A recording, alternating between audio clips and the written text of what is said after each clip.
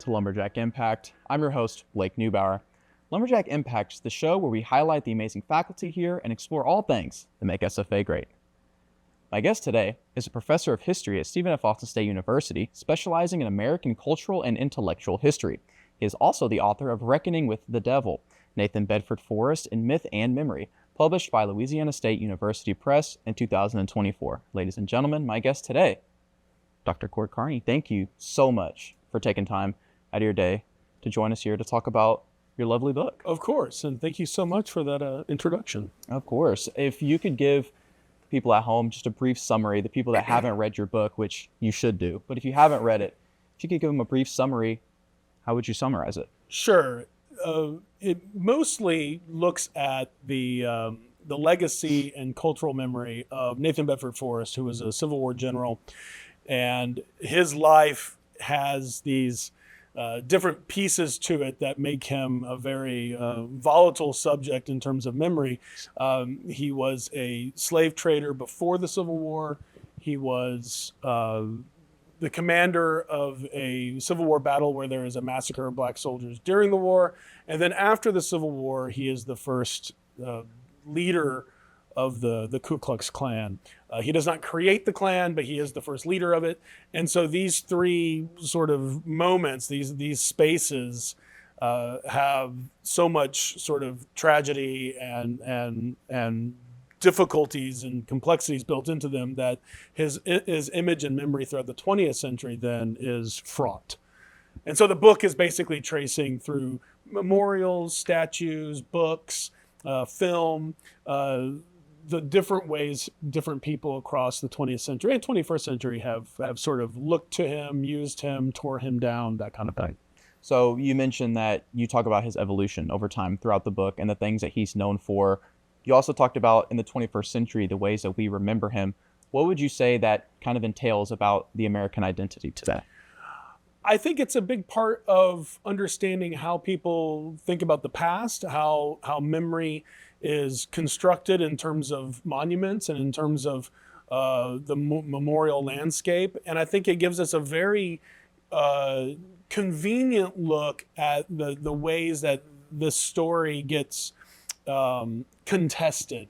The idea that different groups of people at different times across different regions can look at this person in different ways. And I think that is sort of the point of looking at how we can fight over these memories 160 years, after the fact. And I think that part gets at the American identity, not always so much in terms of content, in the sense of like, what does Forrest stand for, or what does Forrest mean at different times? But I think it also gives us a sense of the American identity in the sense of the desire for people to have a kind of a working memory of the past, or how people sort of interpret and engage with the past. I think that is crucial to understanding kind of the American mind, regardless of the context of the particulars. Very polarizing figure that Forrest is. How do you approach writing about what could be a controversial topic, but keeping that historical accuracy? It's challenging, and it's challenging because you're dealing with very, dark, terrible stories and moments, but you're also dealing with a lot of people who are sort of validating and valorizing that. So you're not even just dealing with him. The first part of the book is a biography of sorts of him, but the rest of it is looking at all these different groups. I think the difficulty was sort of maintaining a focus for so many years building the book on very sort of dark subject. So that part is there. And then in terms of like how you're bringing that together as the historian, you are aware of sort of contextualizing these different voices, but also giving them space to breathe and to talk on their own terms. And I think that balance is important. But at the end of the project, when it was completed and turned in, it is sort of a reprieve of sorts to sort of maybe not write about the worst aspects of life sometimes. While doing your research for this book, were there any surprising pieces of information that you found out? There was There's different stages of research, and the large chunks of the research were sort of where I thought it was going to go. Memphis is a big part of the story. Nashville is a big part of the story.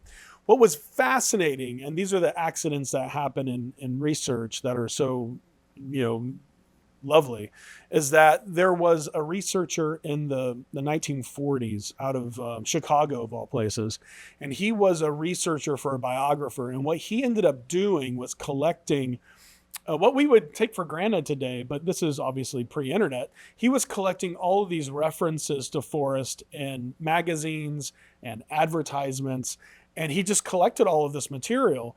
And what he ended up doing, and this is where historians are so thankful to people like this, is that he then gives this bunch of material to the state archives in Tennessee. And so they put it on microfilm and all this kind of stuff. And that gave me a glimpse of stuff I never would have been able to find, or would have been very difficult to find in given what I knew, because he was finding stuff from the Midwest. He was finding stuff from these corporate catalogs. He was finding all sorts of stuff that would have just escaped notice. And so something like that was surprising. The other thing that I guess was surprising is just how, and this wasn't surprising in the big sense, but it was interesting to see how much turbulence was in the memory for so many years. People tended to think that no one was really going against these statues or monuments until recently, but that's not true. People were going against these monuments in many ways before they even went up. And I think that wasn't a surprise to me per se, but I think it's a part of the book that people might find surprising in the sense of how long this discourse has been going on. So speaking of that research process, I'd like to talk about that for a moment. What was your research process like going into this book and helping you write it? It was lengthy. The story of the meta story of the book, the meta history of the book has all these twists and turns. But to shorten it, the first part was getting involved in the statue that goes up in Memphis. And I was lucky to find really good material many years ago that was looking at who paid for the monument, the fundraising, the letters with the artist, things that you don't get routinely with these kind of stories. But then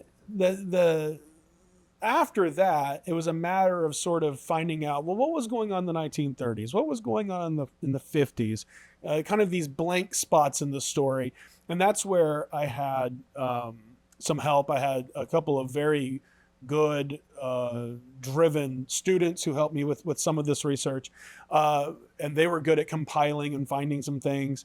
But it was really just a matter of finding time to piece together this chunk of the story and then sort of putting that in a folder metaphorically, and then going to another part of the story and trying to figure out what's the real tale there. And as I started writing the book in kind of a serious way, which was about 2020, that's when I was able to piece together these sort of metaphoric piles of material to kind of see where things stand and how things began to sort of meld. You mentioned that students kind of helped you throughout this process while writing the book. What would you say the most rewarding aspect is, not for the students, but for you as well? It's just good to see students excited about research. As a historian, you want your students to be like, oh, wow, this is really cool. And you want that. You want to see that instilled in them. But to see them coming in and say, hey, I found this really cool thing, that's always great. Or seeing sort of like so much of what we do in history is sort of following the rabbit warren of material, and this thing opens up to this thing, and this thing gives you a sense of maybe something's over here, and sometimes it is, and sometimes it isn't. All those sort of successes and failures are part of the project, and to see students sort of tap into that and get excited on their own level or make their own decisions of where things might be, that's always great. And it's great to see them sort of see how it fits into the larger project too, because they were working on sort of small slices, and for them to see at the end, oh, that is how that sort of, that series of footnotes or whatever becomes part of the story, I think is good too. What are some of the main challenges that you faced while writing this book and for the students while helping you out? Yes, welcome to part 2 of the interview of we can go long here. No, the challenges are always a matter of time, really, the time that it takes to get to the research. I'm very lucky because most of my research is domestic, and so either the physical archives are obtainable or accessible, or there's a lot, obviously, with the 20th and 21st century that's online. So I'm lucky there. The challenge, though, is finding the time to go deep in these areas, and then the second part of that story is the writing. And I enjoy writing. I do a fair amount of writing, but there's also the ability to do that while teaching.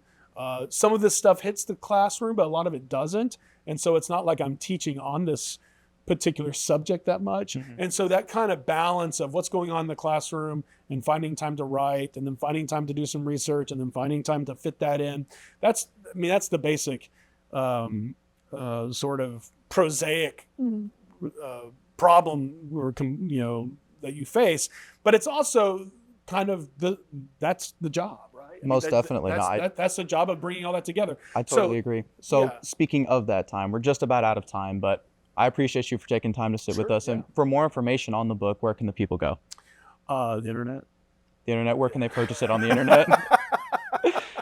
It's published by LSU Press. Obviously, all the big internet bookstores have it. And then my website, which is courtcarney.com, can give you access to other stuff I'm working on, and access to me and that kind of thing too. Well, I appreciate that. Thank you so much for sitting down with me today. Thank you so much as the viewer for watching Lumberjack Impact. Stay tuned for more episodes in the future. And for more content, go to youtube.com/JackTVSFA. For myself at the desk, to everyone here in the studio, thank you so much again for watching. Have a fantastic day, and Axe 'em Jacks.